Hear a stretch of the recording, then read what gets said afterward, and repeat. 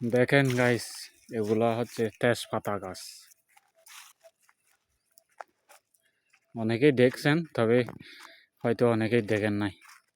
এই যে দেখেন তেজপাতা গাছ, এখন মুকুল পড়ছে আর কি। এগুলা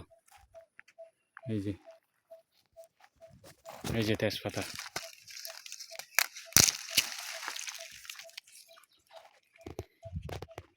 অনেক মুকুল পড়ছে। এই যে ওই যে গাছটা অনেক বড় হয়েছে। তেজপাতার গাছ।